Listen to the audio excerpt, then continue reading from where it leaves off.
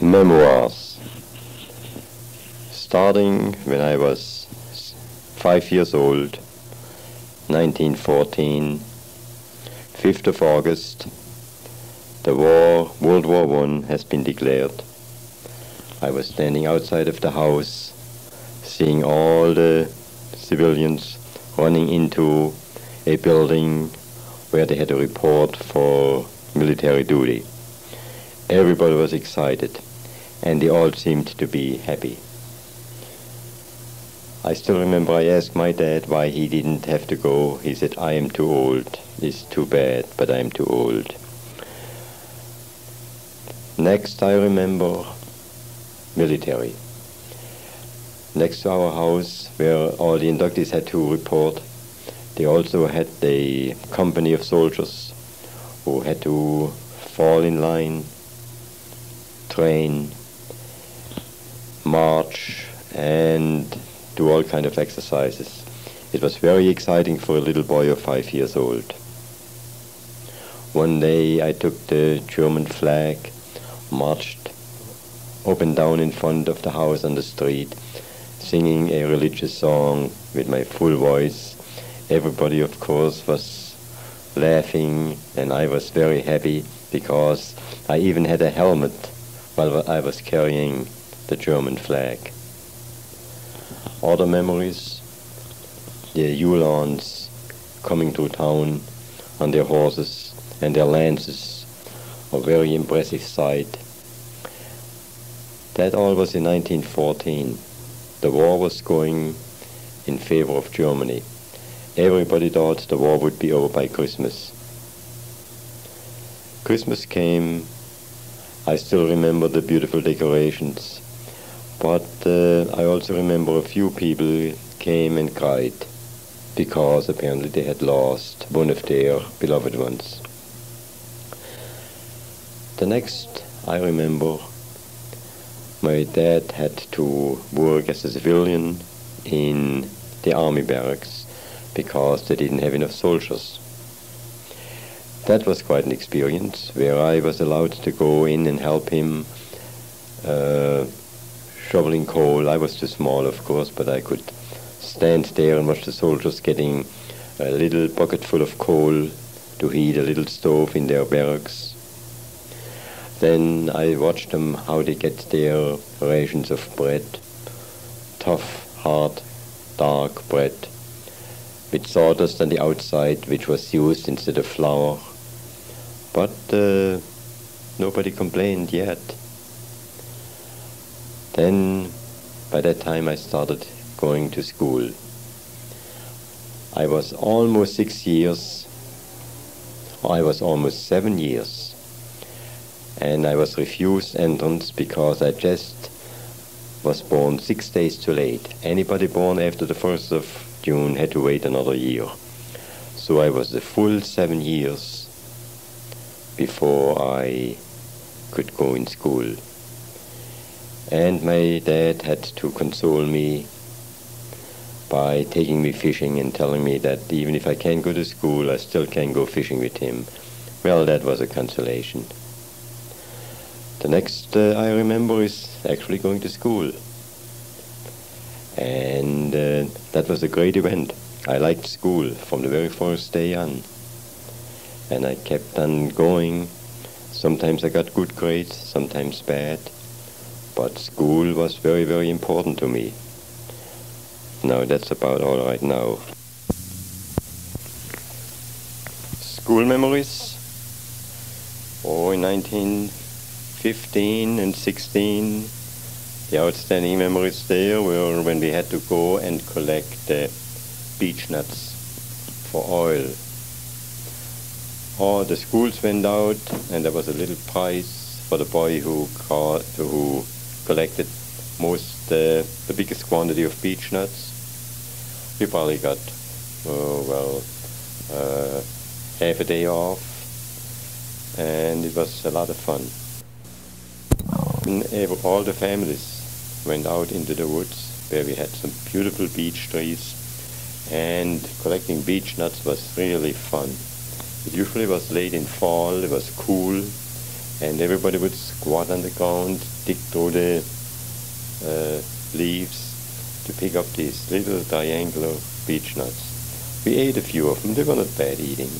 But of course the main thing is they would go to an oil mill and each family ended up with a few quarts of solid oil.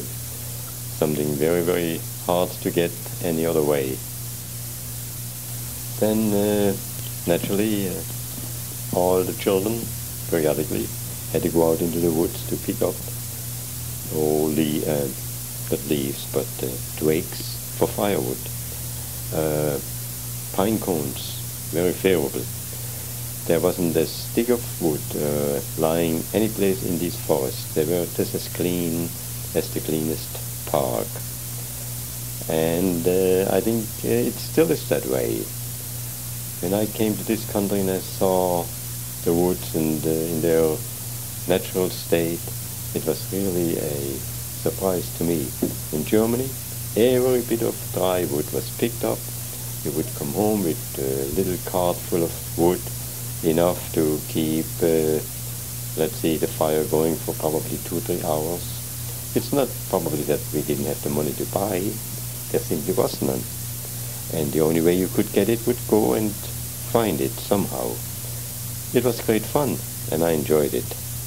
So that brings us up to about 1918, and I started going to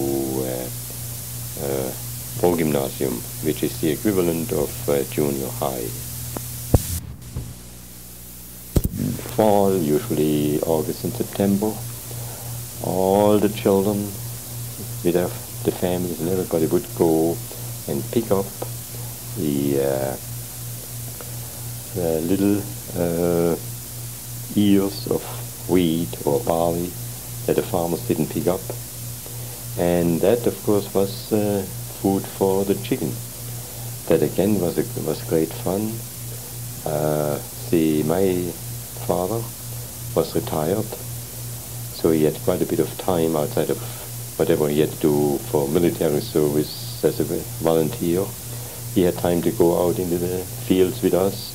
He would go out there, sing songs, end up collecting these ears of barley or wheat, and it was a great outing, great fun, but behind it all was lack of food.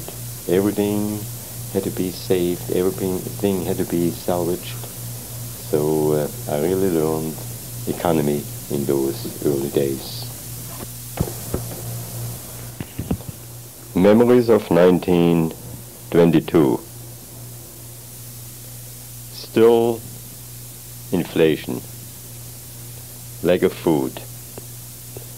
Also, it was the 4th year in junior high school, and I had to start thinking on whether to continue in school or whether to learn a trade. It had been agreed by myself and my parents that I would go to the United States. No question about that. My father, who had lots of experience in the States, recommended that I learn a trade. If I wanted to go to the States, I had to make my own living over there. And the trade, well, the Germans were always known for being good workers. So I had to decide either to go to the United States as soon as I could, and that meant I had to leave school and learn a trade. Also, inflation had just about wiped out most of the investments my father had, and it was questionable whether he could pay my way through high school, which in Germany, of course, is called Gymnasium. I had tentatively planned on perhaps dentist or perhaps even a doctor, but I never was too enthusiastic about it because my heart was set on adventure, traveling the United States. So came the end of 22, I had decided to leave school. Another semester, my grades were fairly good. I had learned a little English, little French, quite a bit of Latin. And so I figured, well, I learn a trade and see what will happen after that. The last year in school, well, we worked hard. Inflation was the predominant conversation piece. I concentrated on English as much as I could. As far as the general condition, food, I had to spend all my spare time going fishing, so we have something fish to eat. And we mentioned potatoes and the shortage. It was, all in all, I think I really had a very happy life there. My hometown was a pleasant little city, and I think I can't complain at all. But anyway, 22, not important. 23 was coming, the end of school period came, and so that's the way it looked. Now after this comes the apprenticeship. That is something for the next reel. Memories of 1922. My first trip away from home to a little town, Radolfzell, at the Lake of Constance, the Bodensee. This uncle had a bookstore, and I spent most of my time reading adventure stories by a then very popular German author, Karl May. His books covered adventures, fantastic adventures at times, all over the world, but especially adventures with the American Indians. Uncle ever so often had to come and chase me away from the books and make me go out.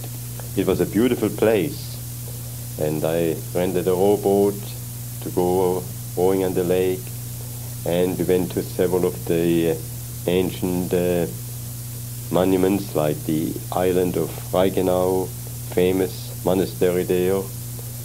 I saw a lot, had a wonderful time, but I still really read a lot about the rest of the world, especially American Indians. And probably that's when I first got the idea that that's where I had to go sooner or later. But 1922 was really the last vacation I had in summer. Inflation was going pretty bad by that time. In fact, I remember one time my aunt came home and said that a pound of butter was 100 mark.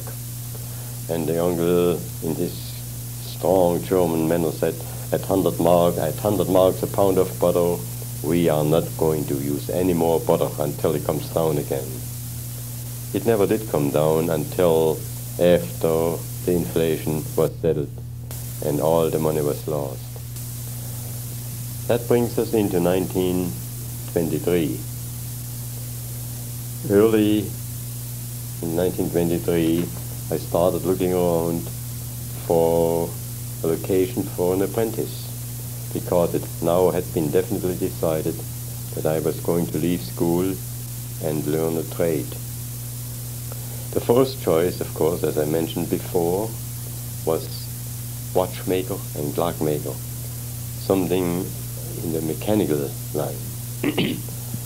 But it was impossible to find an apprentice place. Unemployment was bad at that time in Germany.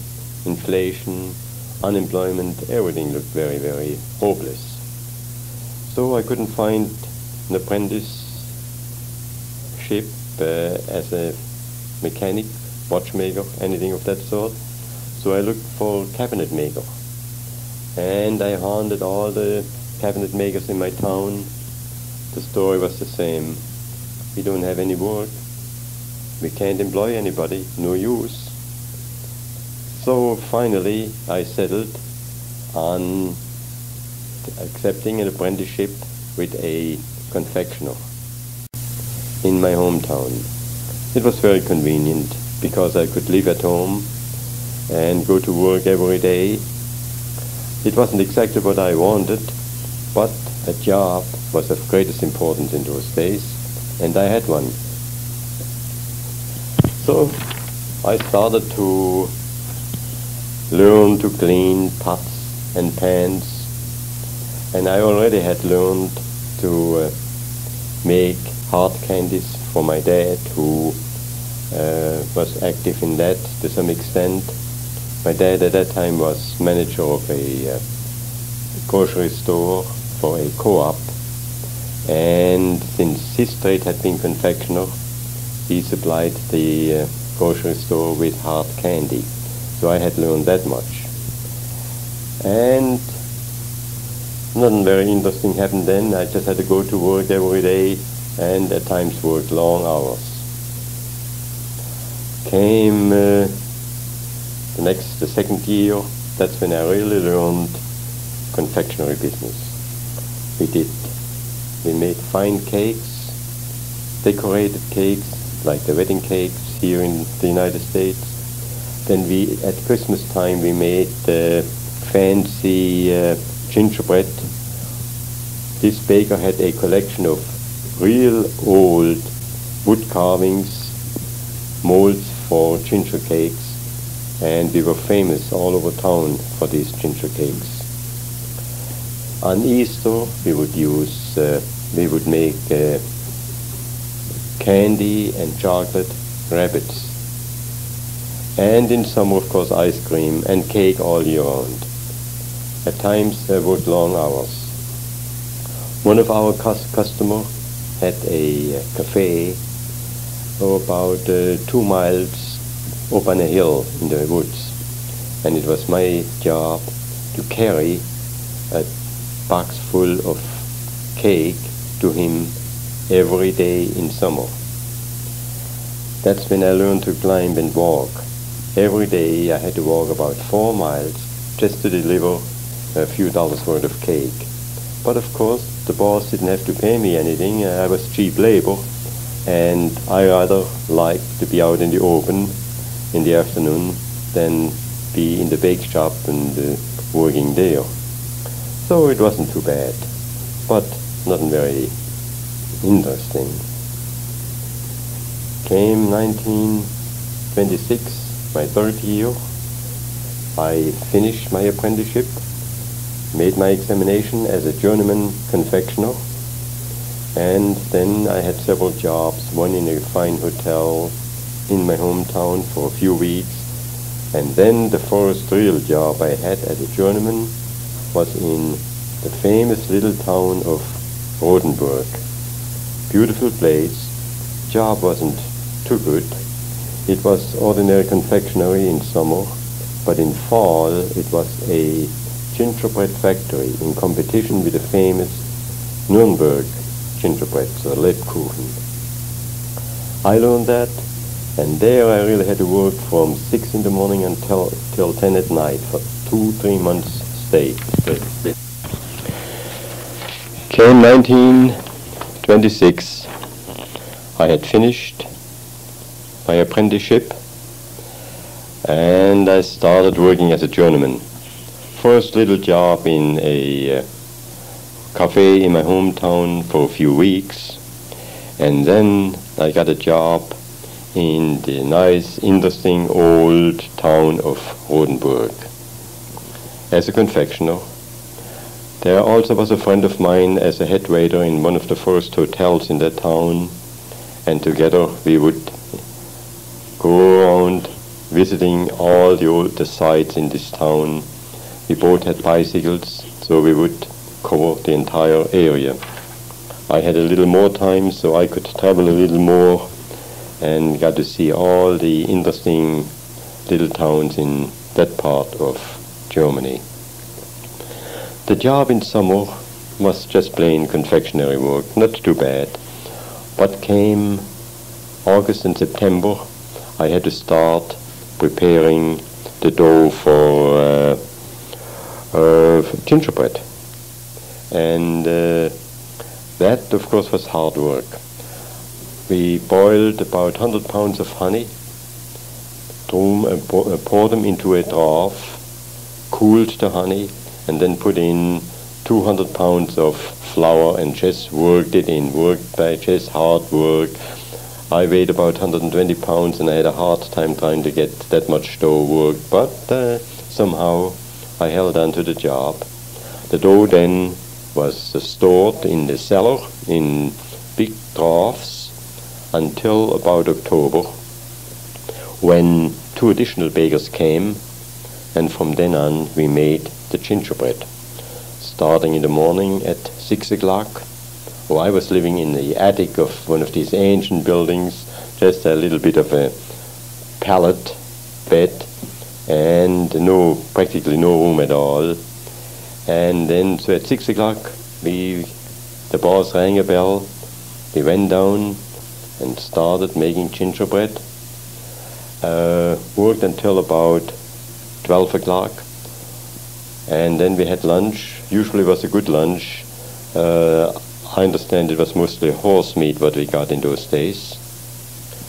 And then in the afternoon we did confectionery work. In the evening one of the bakers had to build the fire in the bake oven. The oven had to be heated the night before to be nice and even all over. And while the fire was being watched, we helped packaging the gingerbread. There the boss's wife and 2 or 3 young girls had the job of packaging, and so it wasn't a bad job to help with packaging gingerbread. That job lasted until Christmas. Then I was a few weeks out of work. Next job was Limburg an der Lahn, beautiful place near the Rhine in Germany. And the job was lousy. The area was pleasant. I lasted for about 2 months. And then I was fired because I just was acting up, made too many, fooled around too much with in the town. And anyway, 2 months is all I lasted. During that time, however, the American consulate opened the applications for immigration, and immediately I did all the necessary work to send in papers and information and applied for a visa. Then I left Limburg and went onto a job in nearby Wiesbaden. That was a pleasant job. Again, on my bicycle I explored the entire area, and that was now early in 28, when I got notice that the consulate in Cologne took examinations for prospective immigrants. I went to Cologne, filled out the necessary forms, did all that was required, and got a visa. Immediately I informed my sister in Mergentheim, my hometown, and she did the same thing. She also applied for a visa and got it. Then in the end of April I left Wiesbaden to go home for a few weeks vacation, but just a week before I came home a heavy storm had damaged the roof on the house, and I had to help my dad to repair the roof. So my vacation in Mergentheim didn't amount to anything. Came the last week in May, I had gotten my ticket for my trip to New York, and on the 30th of May 1928 I left my hometown. My mother went to the nearest bigger town, and then I left her and I was on my own. In Hamburg I was to meet an uncle, but somehow I was sidetracked by talking with a traveler, and I got into one hotel, and somehow I had to leave that hotel again. It was too dirty a place. I got into another one equally bad. But the next day then I found my uncle, who helped me spend the next 2 days while waiting for the ship to leave. so I saw Hamburg. Memories of 1928. I left Mergentheim on Monday, May the 30th, 1928, and went to Hamburg. There I visited an uncle and learned a little bit about Hamburg, went sightseeing, admired the strange North German dialect. And on June the 2nd, I went aboard the Hamburg American liner SS Cleveland. Aboard, I was in third class, and aboard that steamer we had all type of people. Some older, well-experienced men looking for a new start. Some, or in fact most of them, really young, like myself, 18, 19, 20, who had never had much of a chance in Germany. They all remembered World War, and they wanted to have a new start in the United States. We stopped in Boulogne-sur-Mer in France and took on a few French people and also some first-class passengers. And then we went to Carp Island, used to be Queenstown, and there we took on quite a few Irish immigrants. All the Irish immigrants came into third class with us, and I got acquainted with some of them. Although I could speak very little English, I still managed to exchange a few greetings and words.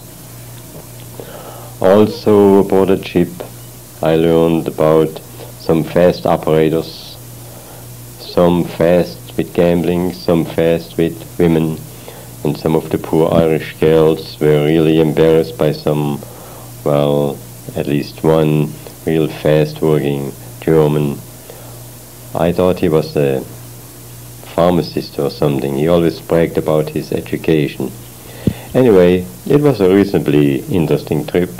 The food was as good as you could expect, and the weather was good.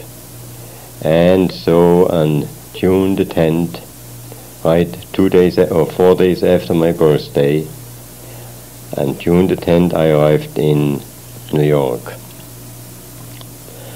And we all had to, before we got into the harbor, we all had to line up.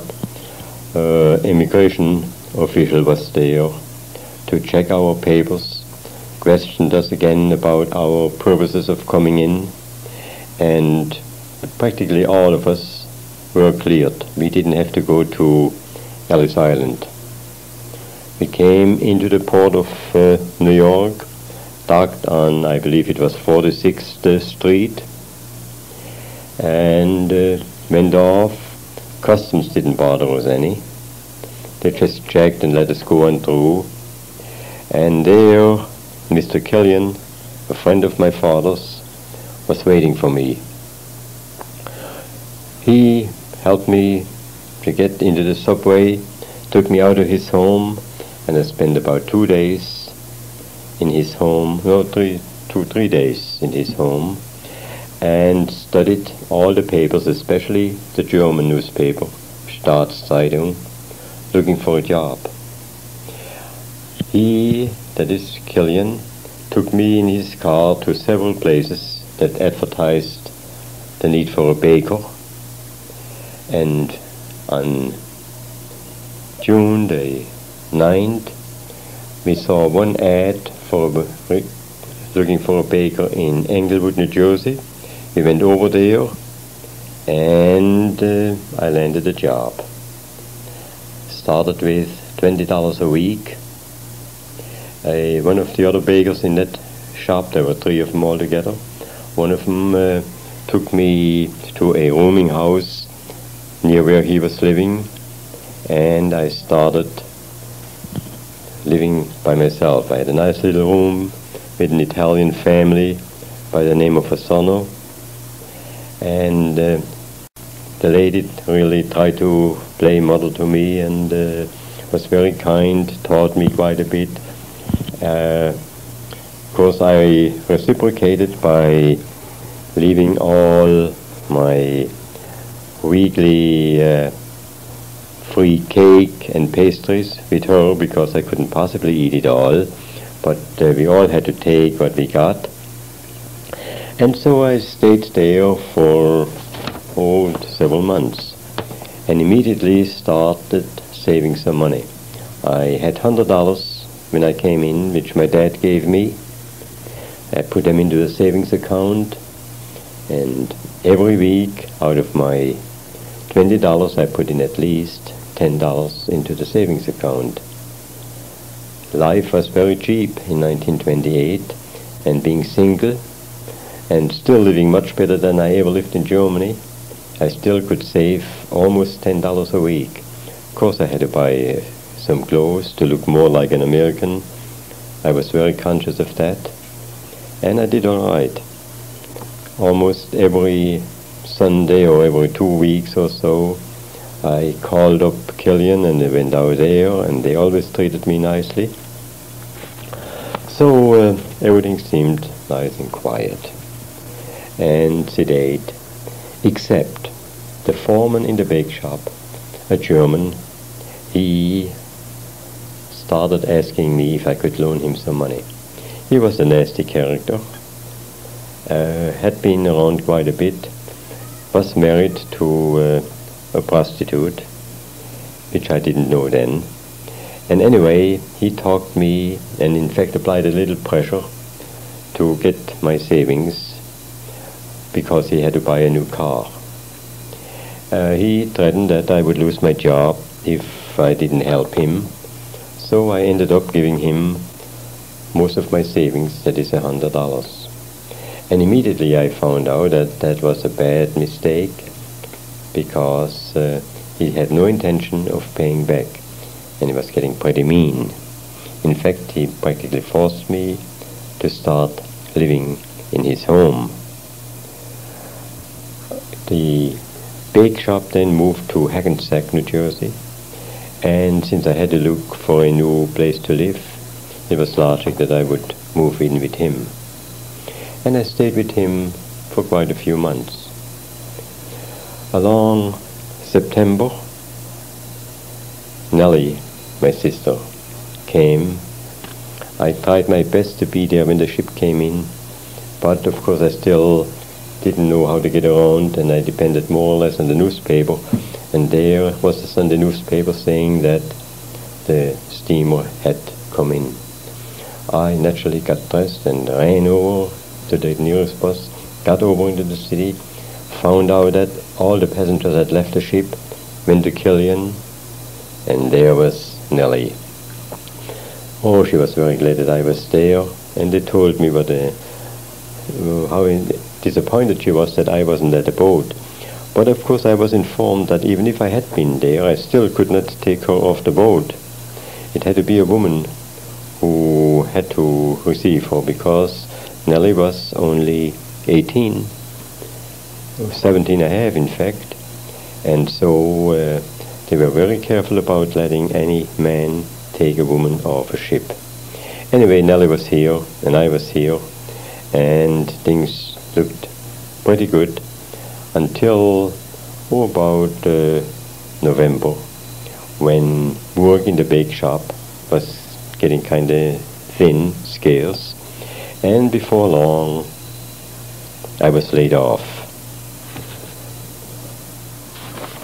After about a week I found another job which required that I take a train ride or streetcar ride for about an hour every morning around 2 o'clock, worked until late in the evening, got barely 4 or 5 hours sleep, had to run back to the bus, go back and forth. Naturally, I knew that wouldn't last very long.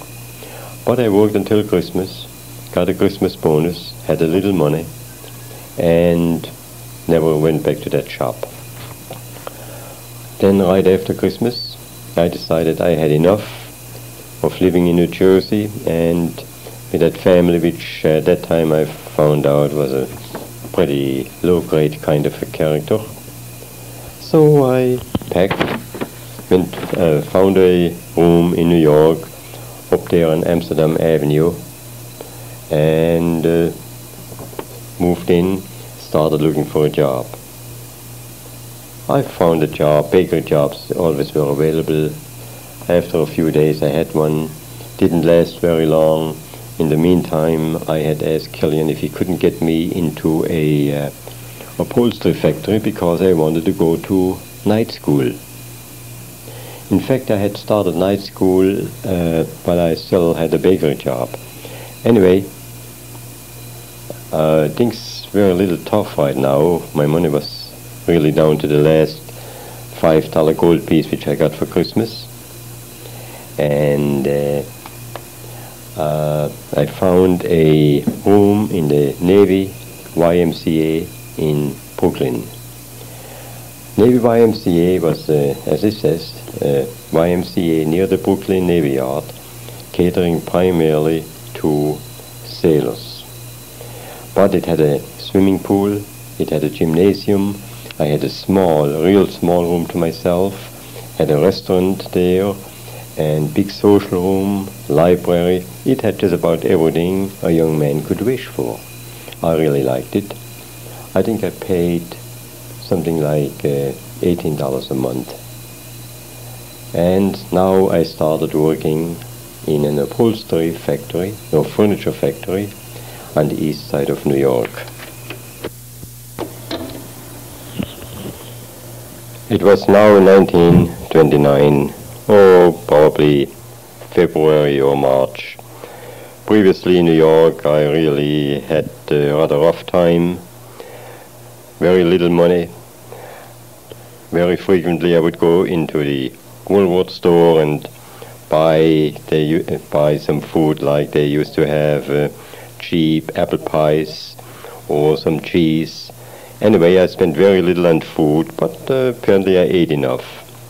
So when I moved into the YMCA and I got a job in a furniture factory, things really looked up, and it was a great improvement over my previous few months. I still saw Nellie probably every weekend. She was kind of homesick, the poor girl, but she held her own. She did pretty well. Now, as for the YMCA, I mentioned all the facilities we had. And of course I immediately started going to night school. It was some of these typical red brick building evening and night schools, Public School 15, or near Flatbush Avenue and Nevin Street, I think it was. Anyway, I could walk it. It was probably a mile and a half to walk, but I walked it most of the time. Streetcars, they cost money, and I didn't take them very often. In night school, then of course, I met all kind of immigrants. What we really took up there was English and citizenship. We had one elderly schoolma'am, just like you see him in the caricatures, a real good-natured lady, and she would teach us civics. Did very well. Then she tried to improve our pronunciation of English by making us sing, and I learned a lot of the then popular songs, typical American songs, and I still remember the fun we had singing. We had another younger teacher, pretty good looking, and all the young men fell in love with her and tried to take her home in the evening, but her husband was there all the time, so not much to do. There were some pretty good looking other girls there too, and I started getting a little interested, but I really never could afford it, so I didn't bother with women very much. School was interesting. I learned a lot, but it was just one of the items which made life interesting. The job, upholstery factory, I would go over the Manhattan Bridge every morning. Most of the time I would walk, even though there was a streetcar going over. And then I would walk down to the east side, to the, at that time, all Jewish section. It happened ever so often that an elderly Jewish woman would stop me and ask me if I could read a letter from her son. Many of them could not really speak much English, and I could understand them, they could understand me, and I, by that time, had learned to read quite well. Living in the YMCA, I had to speak all the time. I must have had an atrocious accent. I still have, of course. But anyway, very frequently I would read a letter to one or two of these ladies who got to know me because I walked the same streets every day. And they would ask me to read a letter from their son, and then they probably would cry a little bit and say thank you, and stuff like that, and I would be proud of my knowledge of English and keep on going. In the furniture factory I learned upholstery. I got only $15 a week, but out of these $15 I still saved about $3 or $4 every week. The room in the YMCA cost me $18. So that gives you an idea how much money I had left over to spend for food. But that's really all I had to spend. Clothes, I didn't need very many. I took good care of them. And for entertainment, New York and Brooklyn had museums, and I got to know every one of them. I knew Coney Island in summer because that's where I went swimming. I knew Museum of Arts on Fifth Avenue, Natural History on 7th Avenue, and Brooklyn Museum. They all were very interesting, and that's where I spent a lot of my spare time. In the YMCA, I met a Swedish fellow who had been in the country about as long as I and was about as smart as I, and quite a bit heavier and stronger. And I got to know him, and we would pal around for many years. Another thing I did in the YMCA is take up tennis. That really was a wonderful sport. Going out to Prospect Park on the lawn, I had a key to the locker and I could put up the net, and I had some friends from night school who would take up tennis with me, and we would bang a ball back and forth. Great fun. So then in the upholstery factory I met some friends, especially one, a German by the name of Böhme, and he soon discovered that I played the zither. So I had to come up to his house quite frequently and play the zither, and I was there. His wife wanted me to come almost every weekend. In fact, it got a little too much as far as I was concerned, because his wife, well, I don't know whether she had any great ideas about me or what, but anyway, she wanted me there all the time, which at times was a little embarrassing. So that was a little experience with a woman. Nothing serious. Well, it was still 29. Came Christmas of 1929.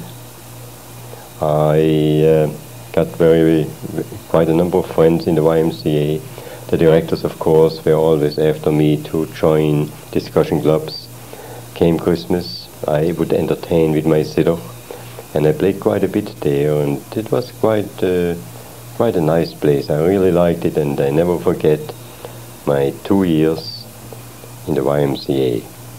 So that brings us up to 1929. No, nothing great happened. I just had to work, go to school, save a little money. But by the end of 29, it looked like I would finish public school, which I did early, very early in 1930.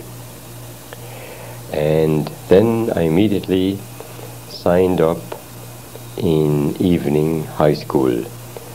I went to the Washington Irving High School, which in daytime was a girls' school, but at night it was a typical night school, teaching everything from languages to mathematics to civics. And of course I took English, and I took a course in Spanish and algebra.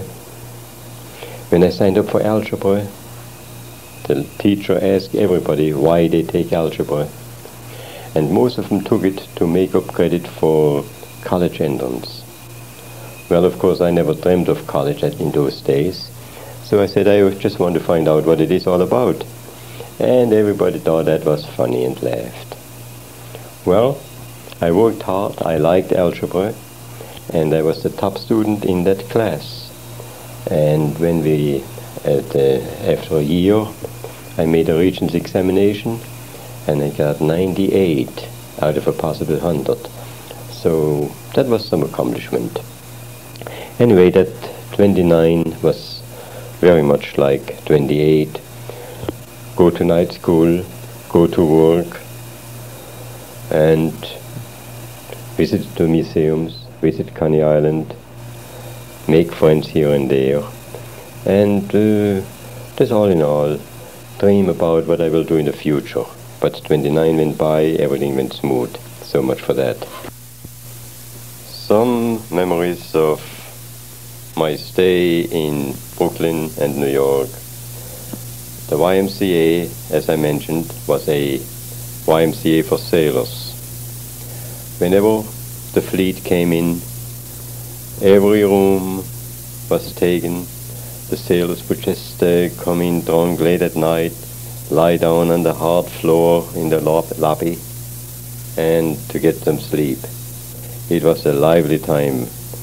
I was impressed with the rough life which these young fellows had to live. And then, of course, outside in the street, the Sand Street wasn't the best street anyway, but when the fleet was in, the outside of the YMCA, the street was cluttered, crowded with girls, all kind of prostitutes from all over seemed to be coming down to Sand Street. Quite a sight. Once in a while things got rough, and I saw quite a few fights. Filipinos often involved, and they invariably had knives. Americans depended on their fists.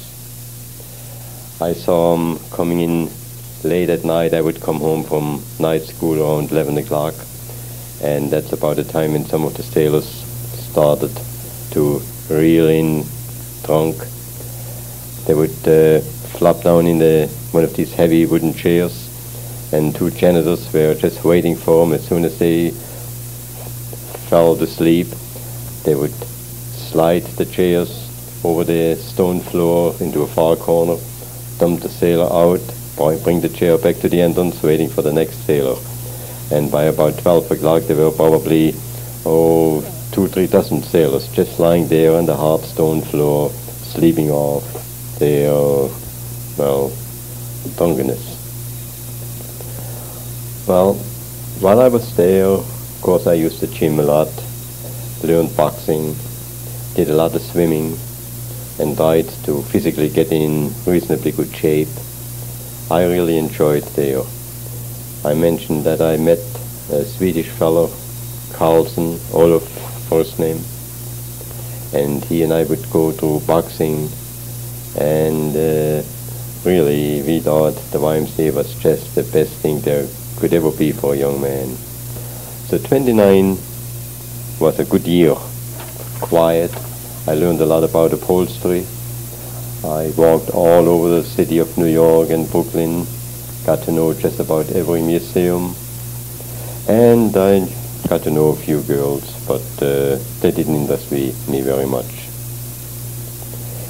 Well, came 1930, and everything was still in a routine. Work.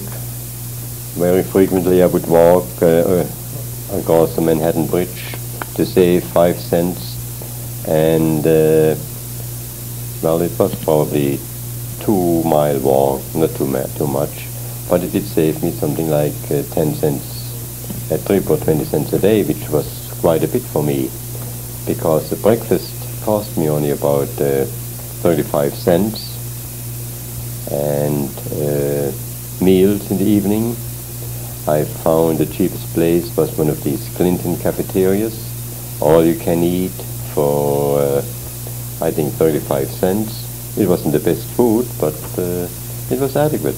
After all, I said healthy. And I finally got from my $15 a week up to $18 a week, and of course I saved every bit of that. I still went to school, never missed a day in school, kept up my grades. I took up Spanish, and of course English. That was the most important thing to take up. I took German just to have a little social life, and through the school I got admission to quite a few playhouses. I took advantage of that. So it was a very pleasant life.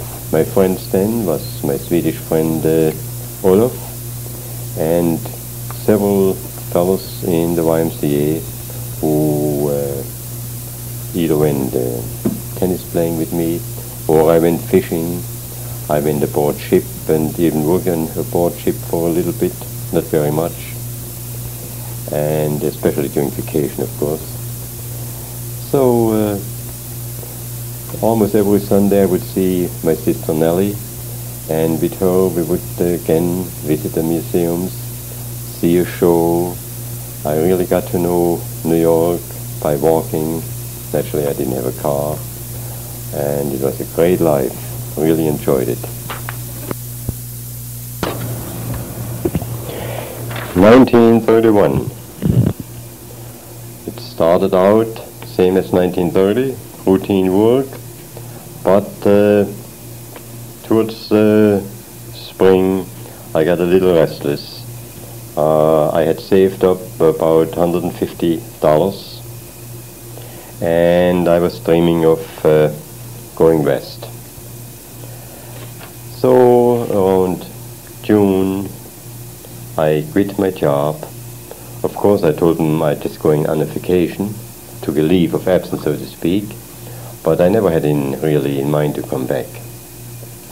I bought a bus ticket to get started, and went to Chicago and looked around Chicago for a while. Then bus and hitchhiking went on to Ogden, Utah. And there I decided to take a trip up to Yellowstone. That's there, of course, I had to pay, no hitchhiking there. So I went up to West Yellowstone, walked into the office and told them that I want to go to the park on a park tour. Well, with my accent and being young and obviously very inexperienced, everybody was very helpful. They told me it will cost about, I think it was $45 for 4 or 5 days. Fine, I had the money, I paid. There were these big, open, yellow buses, and we started out. I met 2 school teachers from Ames, Iowa. I think, well, anyway, they really were nice girls, and I had a lot of fun with them in the hotel in West Yellowstone. Then we went to the park. While in the park, there was a lot of the elderly tourists, especially the women. They thought they had to take care of me, which wasn't too bad, because when we went to dinner, I always had company, and they would tell me the best way to get along. They had a lot of fun helping me along. Yellowstone was great in those days. Not too many people there. You could walk all over the geyser field at Old Faithful. There were no boardwalks or anything like that.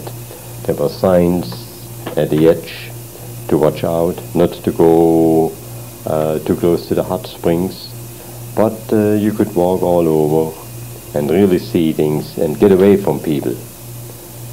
Many years later I went back there again, and I never again found it as pleasant because more and more people started coming. But back in 1931, Yellowstone was a beautiful place. We went to Old Faithful, then we went to Lake and Canyon, and every place I took the full tour, sightseeing, did a lot of hiking, took some pictures, and I really did have a good time. Well, all good things have to come to an end. We left Yellowstone. I went back on the bus, paid fare to Salt Lake City. And in Salt Lake City, I asked in the bus station the best way of seeing the city. There again, because of my youth and inexperience, everybody tried to help me. One man said, well, it was an official, he said, there is a sightseeing bus in the afternoon, will cost probably $2 or $3, I don't remember. But he said, if you don't have the time, we will take you around on a taxi for the same fare right now, but only then, of course, you have only the taxi driver as a guide. So I decided to wait and look around and wait until the regular sightseeing bus would leave. And they told me where to go, and they were extremely cooperative. Apparently they hoped that I might become interested in the Mormon faith. Well, nothing doing, but I enjoyed sightseeing, and I greatly enjoyed the people. I still remember the lunch I had there. It was some sort of a German lunch, advertised as a German lunch, and it was sausage and cheese, and of course I was hungry, and I had a wonderful lunch there and a glass of milk. At that time, Salt Lake City had something like open gutters with water running down the streets quite a bit. On almost every street corner they had a drinking fountain. Salt Lake City was known for the good water they had. And also in those days they mentioned that once a year in spring they would flood all the gutters with fresh water and stock it with fish for the boys to catch trout. Salt Lake City was always a beautiful city. It still is. In those days I liked it even better. I saw the tabernacle with the old wooden roof where they talked about not a single steel nail in the roof, only pegs. Since then, of course, the roof has been replaced with aluminum. Well, then my money was getting pretty low, and naturally I had to keep on going, so I went on to Los Angeles and went to the YMCA downtown on Hope Street. Checked in. It was a little expensive, I mean, for my means, but anyway, I had to get started someplace, so I took a room in the YMCA. After I had paid, the desk clerk told me, quote, "Watch out, young kid. There are a lot of fairies in this building. Don't have anything to do with them." This was one of the early experiments with homosexuals. Somehow you can't miss getting to know about them when you are traveling in the YMCA or in Los Angeles on Pershing Square. But I left them alone if they left me alone, and only once did I get in a little tight spot where some of them tried to force his attention on me. He had persuaded me to go to his home. He was going to show me his stamp collection or something. And of course, being dumb, I went with him, and I no sooner was in there when he started to make advances. Well, it was a small apartment with a kitchenette, and he had a frying pan there. I got kind of scared. I used the frying pan and hit him really hard on the head. He fell down, and I didn't even check to see whether he was hurt. I just opened the door, walked out as quickly as possible, and went on back. That happened in New York, incidentally. In Los Angeles, I didn't have anything that close. I knew too much by then. The second day I was sitting in the YMCA after reading all the papers and looking for a job on the bulletin board or in the newspapers. I was sitting there when a young man came in, and he sat down and asked me, "How do you go about finding a job here?" Well, I started talking and I asked him, "Do you have a car?" He says, "Yes, I have a Model A." So I told him, well, on the bulletin board is a little ad or a little card looking for a young man with a car, great opportunities. What do you think it is? Well, he took a look and said, "Well, let's go and find out." So we drove around Los Angeles until we find the address. And it was the address of Claude DeHaven. Incidentally, the name of the young man was Emil Syme. And while riding in the car with him, it turned out that he was a school teacher from North Dakota, had been teaching a little bit, but left to look for great adventures in Los Angeles. So he and I went to see Claude DeHaven. He was a smooth-looking man, and he was a smooth talker. First, Syme went in, then he came out to get me. Claude DeHaven was running a prospect mine out in the Mojave Desert. The name of the mine was Oro No Go. Either you find ore or it's no go. And I told him that I was a baker and could do cooking, and I would like to get in on that thing too. He offered a job on a percentage basis of the miner's stake, which is 50%. The crop staker, got the other 50%.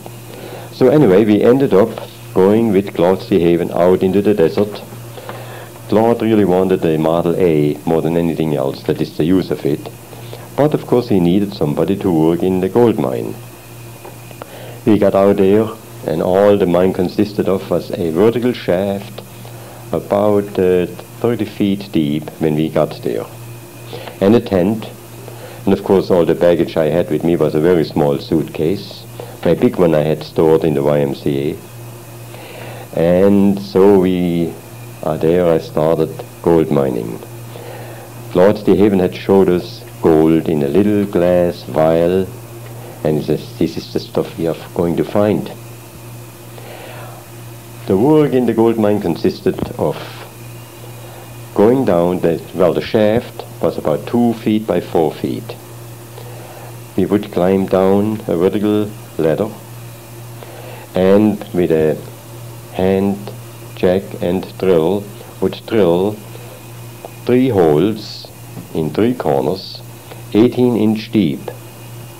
Then we would put in a stick and a half of dynamite into each with a fuse, light the fuse, climb up and wait for the explosion, and then usually a few hours later or perhaps the following day we would go down and clean it. One man at a time could work down there. So that was quite interesting. I didn't mind going down and working a little bit, but since I also had agreed to do the cooking, I finally ended up with just having to work about 1 hour drilling and then loading the dynamite, setting the fuse and climbing out, because I was by far the fastest of all of them. I was the youngest. So for a few months now, that's my job. Did the cooking and the little washing that was to be done. Then while Syme would drill, Claude DeHaven would be up on top, and ever so often I had to help, where Syme would clean out the loose rocks into a bucket, and with a winch we would turn it up, wind it up, and dump it on the outside. It was all granite, very, very little indication of any gold. It was, we had an old Model T was rigged up at the head of the shaft, and the rear wheel was connected to a blower that would blow fresh air down into the shaft. That was clever, and it helped. It really got some fresh air down there. In order to get light down there, Claude had rigged up a mirror up on top. Naturally, out in the Mojave Desert, it never rains, always clear sunshine, so we would reflect sunlight down there, and kept working that way. It was great life. We never worked more than probably 4 hours a day, and so 4, possibly 5 hours. Our water we had to carry in barrels from a well about 15 miles from where we had our camp. Water was very, very expensive, naturally, and we had to be very thrifty. Cooking water, of course, was set aside in a special container. The water for washing dishes was poured into a tub, and after it settled, the top was poured off and used for washing the clothes or washing ourselves, shaving, stuff like that. And any water that was still usable after that would be used for washing the gold sand. In those days I really learned the value of water. It was a great life. Every time we had to go to get water, we would go down to the well, which really consisted of a tank, probably 12-foot diameter, 4-foot high, and the windmill would pump, and there were quite a few cattle around there. The windmill belonged to a rancher who owned all the cattle for, let's say, 10 miles around there. And we have to chase the cattle away, and then we could probably even take a dip in the tank to clean off the dust and wash. And the barrel and the container, water containers, we filled from the fresh water being pumped up. That had to be done once a week. Every 2 weeks we would go into Barstow to buy our supplies, and always hoped for a little mail. I had sent letters to Germany proudly proclaiming that I was now a gold miner. And Sundays usually we would take half a day off and go to a place where there was placer mining, and we had a dry blower and riffle board and would get some gold dust. We all had a little glass vial of gold dust after we were there for a few weeks. Not very much, but just enough so we can talk about it. There I met some old miners, one by the name of Nelson, and old Sam Curtin, half Indian, who owned a beautiful spot, a little canyon with a well close to his house. And of course he would make me sit down, and then generally he was half drunk because everybody was making beer in those days. It was prohibition. Then he would tell me about his experience as a miner, and he had a beautiful old smoking pipe, a meerschaum pipe. And when he got really drunk, he would make me sit down there, and he would tell me how he got hold of this beautiful meerschaum pipe. And he said, that's genuine meerschaum. I still remember that. That was old Dan Curtin. I really liked it out there in the desert. It was hot, but we worked only about 4 hours. When you are young, you don't mind it. Food, well, bacon and beans.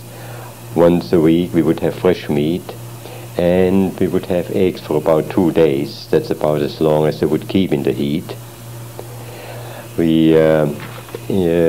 Whenever possible, I would take a .22 rifle to go and shoot rabbits. We had quite a few rabbits there, so that was our fresh meat.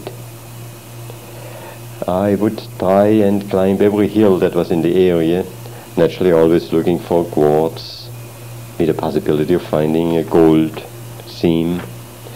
I got to learn something about crystals and quartz especially, and I never got away from my interest in rocks. It was a great life out in the desert. After about 2 or 3 months, the miner Claude brought his wife out into the desert, which, well, I didn't think so much of it. Anyway, before he brought her out, we had another young man come over by the name of Keith. Long, 6'4", gangling kind of a character, very lazy, but he had been around. He had been around with a merchant or peddler who sold snake oil. And they would go to the farmers and give a spill telling him about the snake oil and all it would do for you. Keith had learned the poem Gunga Din by Rudyard Kipling, and whenever we had a few glasses of beer there in the evening, he would be half drunk and he would insist on reciting Gunga Din. I got sick and tired of Gunga Din. One day I took a plastic cap and put it under his cot, and when he started Gunga Din, off in the plastic cap and his spunk collapsed. Well, they blamed me for it, but couldn't do very much. Well, I ran and then I came back again and we had another glass of beer together, so everything was fine. They also took me snipe hunting, about 3 miles away from camp. Well, might have been only 2, and took me out in the desert. Of course, I pretended to be very ignorant and dumb. They always took me for very dumb. And so there they left me to hold the sack while they supposedly walked in a big circle to drive the snipes my way. But they no sooner had gone a few hundred yards when I ran out as quickly and quietly as I could to the road, took the key out of the Model A, walked back or ran back to jogged back to the camp, and I just sat down and laughed and told the miner what I did. And he laughed and we had a few drinks. Naturally, the 2 fellows went back to their car, didn't see the key, had to go all the way back to camp. And by that time, of course, the miner, he was all on my side, so he wouldn't let him beat me or anything like that. And everybody laughed, and they had to hike all the way back to the car to get their car back. They never again tried to pull that kind of a stunt on me. So, anyway, we had several little things like that happen. What I remembered most of the desert now, after about 50 years, the times we went to get water in that big tank which I mentioned, and we had a chance to jump into the tank and take a bath after a fashion. We probably didn't come out much cleaner than we went in, but at least it was refreshing. We had to go something like, I think 20 miles or more to get water. We carried it in a barrel and in 5-gallon cans, and we generally got a week's supply. The other thing I remembered mainly, usually on Sundays we went placer mining. There are quite a number of places around there, old mining camps, ghost towns, like there's Coolgardie, named after the famous place in Australia, and then Ballarat, which is up north, close to the entrance to Death Valley. All these places had 1 or 2 old miners still living there, and 3 or 4 shacks were still usable. Most of the other shacks had collapsed, and invariably there were some remnants of the old mining industry. One place had a big stamp mill, all rusted up, but very impressive. We had a dry blower, a gadget that has a little blower to blow the dust out, and so we got the dust down to what we thought was, as far as we could go, black stuff, black iron sand, that we carefully put in jars to take back to the camp and then wash it. And this way we all got about, oh well, $10 or $20 worth of gold in a little glass, just enough to show and brag about.